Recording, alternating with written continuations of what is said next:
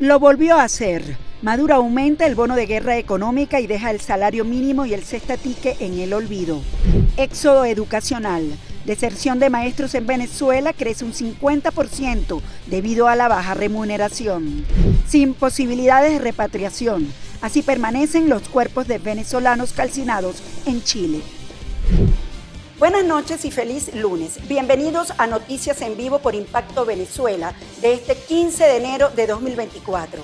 Yo soy Yasmín Velasco y de inmediato pasamos a revisar las noticias destacadas del día. Durante la presentación de la memoria y cuenta de 2023, el presidente Nicolás Maduro llevó a $100 el salario integral de los trabajadores de la administración pública, como parte de una política de bonificación que no tiene impacto en el sueldo base. Además, afirmó que las pérdidas de la nación por el mecanismo de sanciones superan los $300.000 millones. Joan Álvarez nos trae la información. Una medida económica que no se hacía desde hace 2 años. Sin embargo, fue igual a ese último precedente, un anuncio lleno de incertidumbre y confusión, pero que deja claro que el gobierno de Nicolás Maduro no tiene intenciones de ajustar sueldos y salarios, sino de seguir impulsando una política de bonificación que no tiene impacto en las prestaciones sociales. Los $100 del ingreso mínimo integral indexado serán $60 el bono de guerra económica y $40 el cestatique. Sin embargo, Maduro aseguró que este ajuste del bono de guerra que solo devengan los trabajadores de la administración pública pudiera seguir aumentando en el transcurso del año, dependiendo de la dinámica financiera de la nación.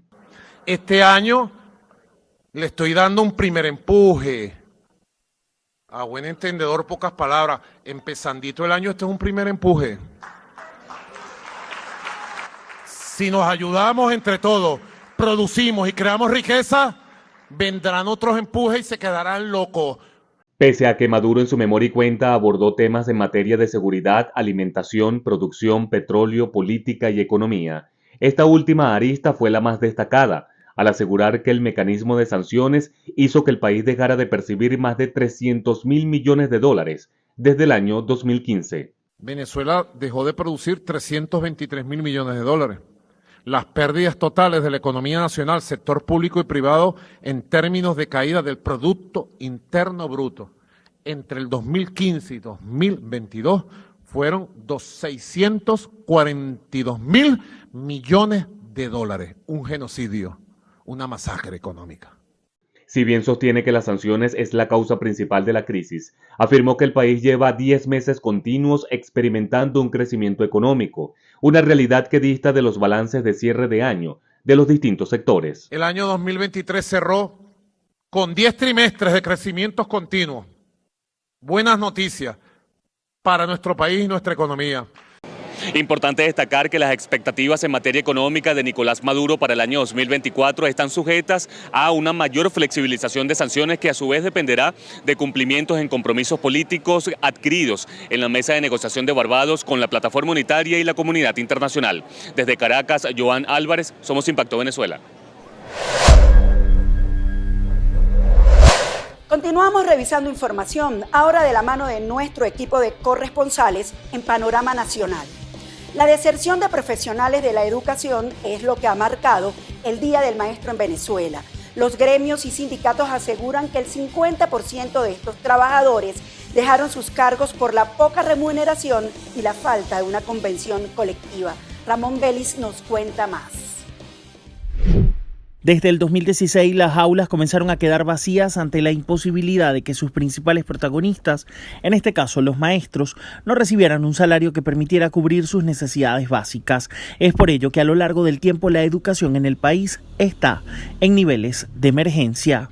Una situación difícil porque a partir del 2018 prácticamente el ministerio desconoce la voluntad de lucha que tienen los trabajadores y encima de eso lo que le pertenece a él por situación laboral y lo que está escrito no solamente en la actividad laboral, sino también en la inspectoría del trabajo. Pero en medio de este contexto de que vive hoy en día un maestro que decidió dejar la profesión por la que estudió 5 años y que no fue valorada en Venezuela, Escuche lo que dicen sus compañeros. Los docentes del país y los trabajadores públicos en general están en la indigencia prácticamente porque el salario no nos alcanza ni siquiera una vez para cubrir nuestras necesidades básicas.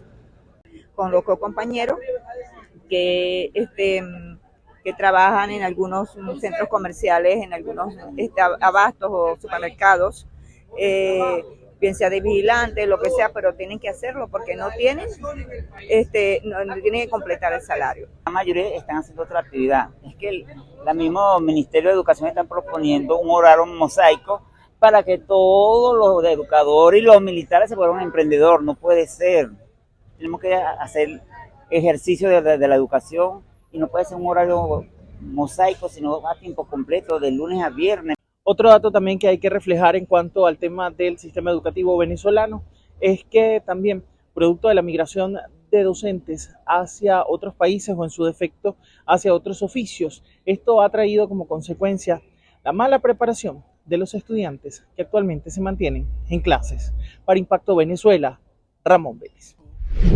Amigos de Impacto Venezuela, tras fatídico incendio registrado en noviembre de 2023, los cadáveres de 8 niños y 6 adultos oriundos del municipio Junín del estado Táchira permanecen en medicina legal en Biobío, Chile. Sus familiares sostienen que el gobierno del país suramericano ha prestado apoyo, pero existen ciertas trabas en Venezuela para la repatriación de los cadáveres, para darles cristiana sepultura en el país.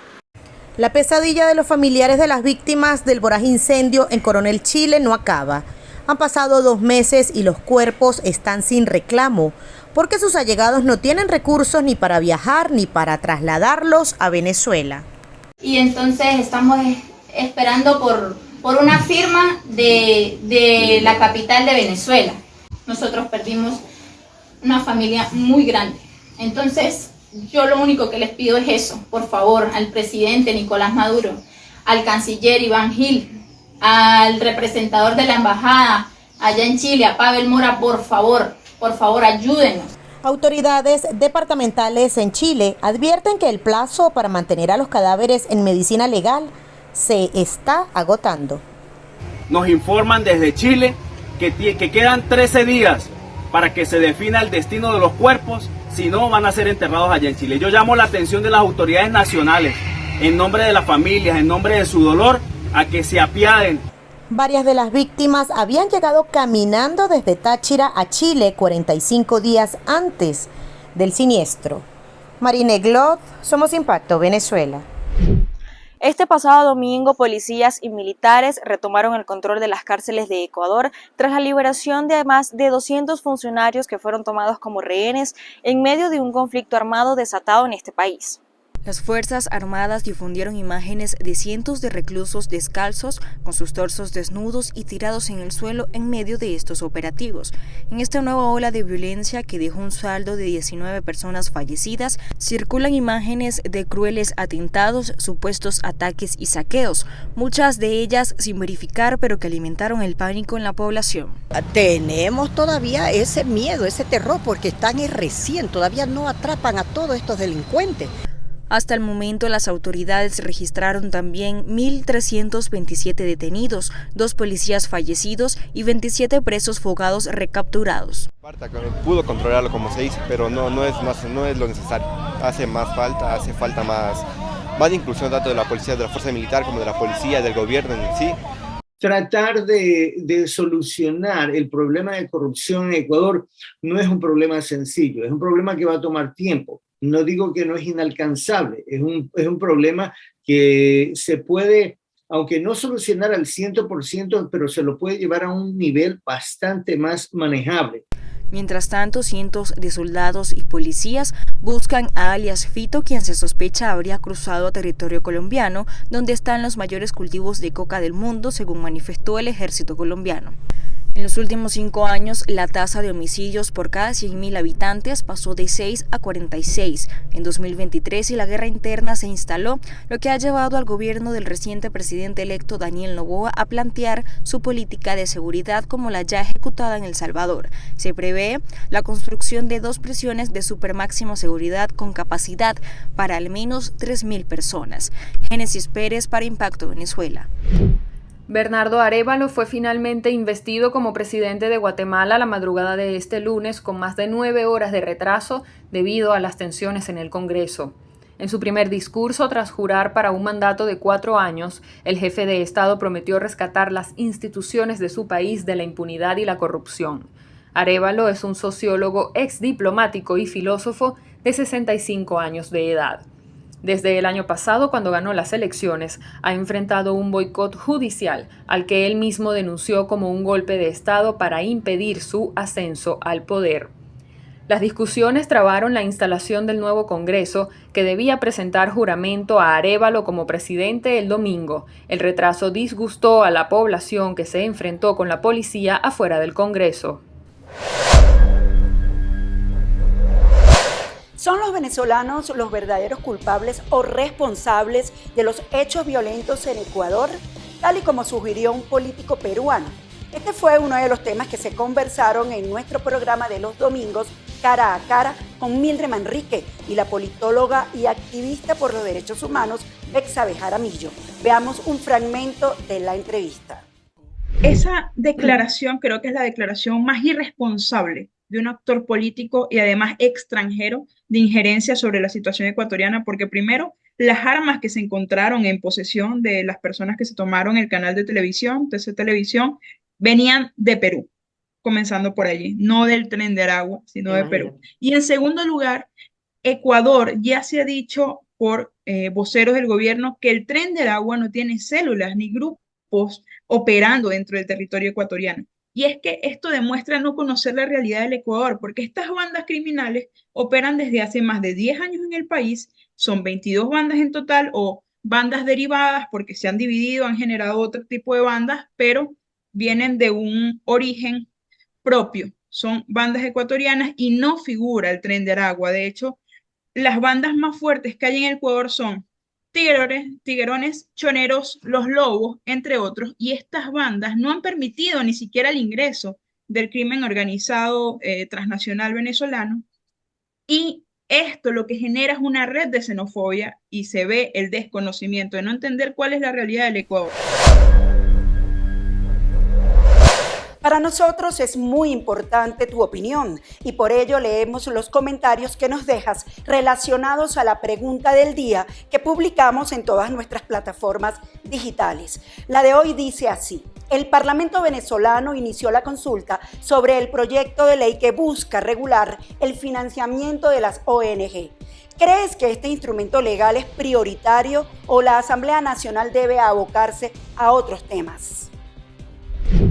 En el Instagram de Impacto Venezuela, Abilio Díaz nos comenta: no, por supuesto que no es lo prioritario. Lo prioritario es lo económico, mejorar la calidad de vida de los ciudadanos, de los servicios, de las instituciones y que mejoren el día a día de la gente. En el canal de YouTube, Lincoln González responde lo siguiente: la Asamblea Nacional debería estar viendo cómo hacen para aumentar el sueldo de los obreros y profesores y adherir los bonos al salario mínimo en vez de estar pendiente de las ONG, que muchas lo que hacen es ayudar al ciudadano. Mientras tanto, en el perfil de Impacto Venezuela en X, Darwin Escalona agrega: los problemas de los ciudadanos venezolanos nunca han sido prioridad para la Asamblea Nacional. Lamentablemente, lo que debaten y aprueban allí no es prioridad, ni urgente, ni mucho menos dan soluciones a los problemas y a la grave crisis que nos enfrentamos a diario. Les agradecemos a todos por sus comentarios. Continuamos. Es momento de revisar también las noticias de carácter internacional que destacan algunos portales en la web. Iniciamos como siempre con impactovenezuela.com, que titula así: Chevron sigue en lo suyo. Directivo asegura que conflicto entre Guyana y Venezuela no escalará. Mike Ware, consejero delegado de la petrolera estadounidense Chevron, considera que la disputa fronteriza entre Venezuela y Guyana no llegará a convertirse en un conflicto militar. En la entrevista con Bloomberg aclaró que la situación debe afrontarse con seriedad y resolverse a través de un diálogo o negociación. No obstante, reconoció que se están vigilando de cerca los acontecimientos. Suben a 35 los muertos por derrumbes en Colombia. La situación se originó el viernes en una carretera cerca de la localidad del Carmen de Atrato, en el departamento colombiano del Chocó, y este lunes el Instituto Nacional de Medicina Legal y Ciencias Forenses confirmó que la cifra ascendió a 35. La emergencia ha dejado además unos 20 heridos, la mayoría de los cuales están siendo atendidos en el Hospital del Carmen de Atrato, el más cercano a la zona, y otros fueron trasladados a Medellín. Al menos 11 muertos en Río de Janeiro por las lluvias torrenciales. El temporal que azotó la ciudad brasileña y su región metropolitana entre la noche del sábado y la madrugada del domingo provocó la muerte de por lo menos 11 personas e inundó decenas de calles. Según informaron las autoridades locales este lunes, varios murieron por descargas eléctricas, pero la mayoría se ahogaron ante las crecidas de los ríos. De acuerdo con el Fondo Monetario Internacional, la economía de Guyana será la de mayor crecimiento en el mundo para este año. Nuestra caricatura del día, realizada por Bosón Comics, refleja que Venezuela, por su parte, no tiene motivos para alegrarse por esa noticia. Con esto nos despedimos. No olviden suscribirse a nuestro canal de YouTube y seguirnos en todas nuestras redes sociales de Impacto Venezuela.